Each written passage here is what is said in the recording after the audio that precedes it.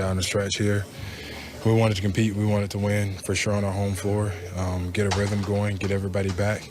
And I think we did our job tonight. So as often as we can, we all want to take the floor. And we all want to help win. Given the schedule, and obviously at Memphis, at the Lakers, Denver on a back-to-back.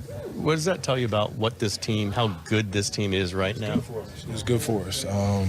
It shows what we're capable of, home or away, against some really good teams. And we're going to need that confidence. We're going to need that preparation for what we're trying to do in the long haul, which is win a championship. But it helps when the guys are healthy, guys are confident, and guys are all out there playing together. This is like the first long road trip that you have had with this team in this way. And you guys had the Ryan reunion, you guys played together. How much did this help even more for your integration process here, just having a long road trip with these guys and being successful ultimately? It's the same. I'm not going to say that the long road trip did anything different. We really enjoy being around each other. We enjoy playing basketball together. So we did as much stuff as we could when we was on the road. And then when push came to shove, we went out there and we competed our asses off. We didn't win every game like we were expected to, but we got 30 back and we started putting them together. Hey, Jimmy, people talk about joy with this team. Is that a real thing, or on the outside we don't know? Are you feeling that? Yeah, I can feel it. I mean, everybody loves when somebody else is doing great, and that's the true definition of joy, I believe.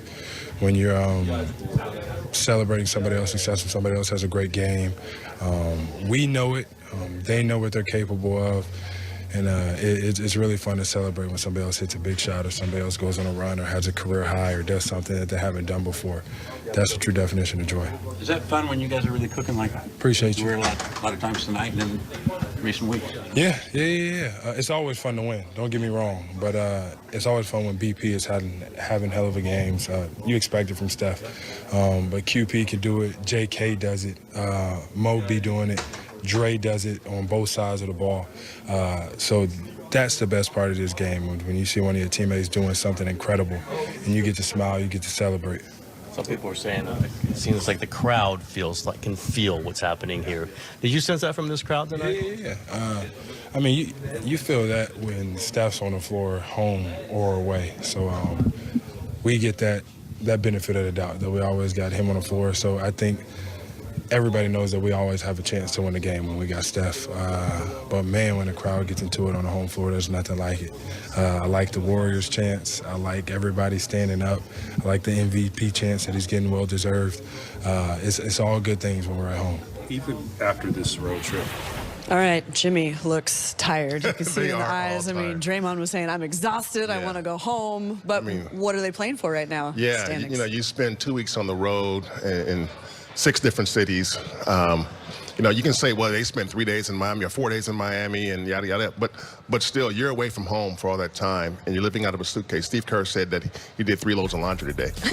There you go. That's what he did pregame. Yeah. So they are all exhausted tomorrow. Being off tomorrow is like they're all hallelujah. Yeah, there you go. All right, so the Warriors in the 5th seed right now.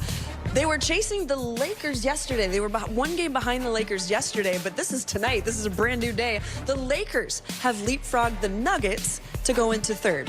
Okay, so things are still bunched up. There's still room for the Warriors potentially to reach that 4 seed. Absolutely. What do you think about those chances? Pretty good, because if you're half game behind Denver, who's at 4 now, and you're 1 game behind the Lakers, you don't see either of those teams anymore. But, the way the West is breaking out, there's going to be teams beating up on each other from now until April 13th. It's just going to happen. The Warriors have really 2 rugged games left. And that is Houston on Sunday, and then that is the Clippers the following Sunday, the season finale. Of the season. In between that, you have the Spurs and the Trailblazers. And who else? There's somebody else in there that you don't fear. I missed it. Yeah, there's 3 teams left, and you don't fear any of those teams. So where the Warriors are right now, you're thinking, you know what? They can afford to lose 3 games, but they have no business losing 3 games. And so you look at where they are right now, how far they've come over the past few weeks, really. You know, remember they were in 11th place. Yeah, I remember it was. We looked at it. It was January 13th. That's when the Warriors dipped below 500 for the first time this season. It was the awful loss against the Raptors, and that gave the front office 3 weeks to say, like, what are we going to do to transform this team? So it feels great not to talk about a 500 team anymore, because those were the first months of the season. Yes. The other team that I'm missing is Phoenix. Okay. Phoenix is a mess right now. And I feel bad. Booker and KD, that's a powerful duo, but they have not been able to figure it out this season. No, they are on the outside looking in, and there's no indication that they're going to be going any higher than where they are right now. It's like every game they win, they lose the next two. And it's been like that all season long. So that's a game the Warriors should win. Because in Phoenix, you know, they're already looking forward to the offseason. You know, so Phoenix and the Spurs and the Trailblazers are 3 wins right there the Warriors should take. Okay. Now, Houston, tough, but they're at home. Yeah. They'll have a day off. Tighten the loss column with the Denver Nuggets. How about that? Still a game up on the T-Wolves as the T-Wolves jump up to the 6th spot in the Western Conference. The Clippers hanging tough there with the 7th spot, 45-32, tied with Minnesota and the Memphis Grizzlies. So they have a 3-way tie for 6th place in the Western Conference. You have the Mavericks at 9, and the Kings there.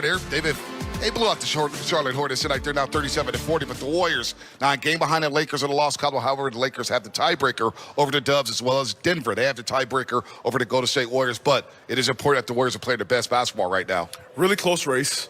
This is why every game at this point is the most important game, because one loss could mean dropping all the way back to 9th in the NBA right now in the West. And that means you're in the box. That means you're playing for your life. You're essentially playing a game to see if you move on or you stay back. Plus, the Warriors don't want to be in the box because they want a week off in between the regular season and the playoffs. So a lot to play for right now, but also a reason why it's so inspiring that in a playoff-type atmosphere, on a back-to-back, you need to win. You got all your guys are banged up right now. Steph Curry, Gary Payton II, Jonathan Kuminga, Jimmy Butler, all these guys on the injury report. But tonight, coming out in the game, didn't even matter if it was a back-to-back, you're tired, you're not, playing incredible basketball. Defense was really impressive. All those things are a positive sign for the Warriors and just a reason for the confidence to continue to build. Yeah, I think the Warriors are playing so well now, too, that a lot of those bumps and bruises are being pushed aside because they feel so good about how the team is performing. And I think, too, the motivation is to stack. They got 5 games left. Make sure they finish out of the play-in situation. That means you're playing great basketball, but maybe more importantly, you get that week off to rest, recover, and prepare for your first-round playoffs. They may mess around and get a home court advantage in the first round, which is insane to think about with where they were back in early February here. As we take a look at tonight's Toyota poll results, we asked the fans out there, what would be the toughest matchup for the Golden State Warriors in the first round? Earlier today, it was 62% with Denver. After the Warriors blow them away tonight at Chase Center, 61% still believe Denver would be the toughest matchup. I'll start with you, Fezzi Fell. Who would be the most difficult matchup for the Warriors in the first round? I say every one of those matchups are tough. It's the West. Everybody's tough. But I believe the Lakers would be the toughest matchup because you have LeBron and Luka. Both those guys are mismatches. They're playing that position and that size. LeBron is like a big man in the way that he can manhandle his defenders, but also a guy who's a playmaker. You have 2 guys that can make plays and make their teammates better. I think that they're actually a deeper team than the Denver Nuggets, and that's one of the reasons why I think the Lakers will be a tougher matchup. I agree with the voters. I think it's Denver. You got to remember Jamal Murray did not play tonight, so I think their top 4 or 5 guys are proven, the championship caliber. You put in Jokic, the 3-time MVP. The fact that they're big, strong, they can draw fouls, that's a concern. The other teams, look, you have to respect all and fear none. The Rockets are proven they're a 2 seed.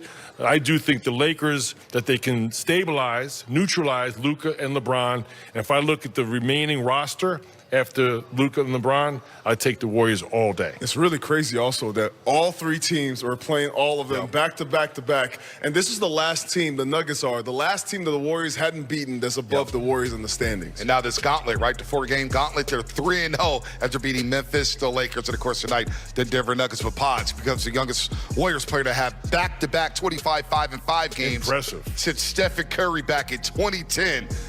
Pods is hooping right now. He's on the heater, and right now he's at the podium.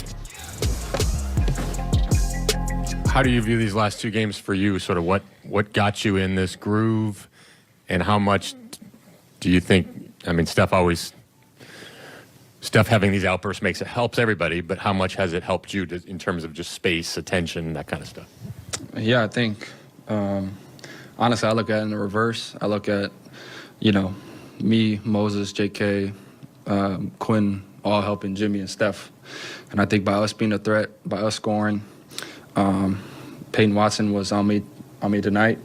And usually when we play Denver, they put Porter Jr. on me. And so having to take another quality defender off Steph, it just helps our team in totality. And then, obviously I'm shooting the ball well. It's pretty obvious with that, but just try to help, our big dogs as much as we can. Look at Juan tell Scott.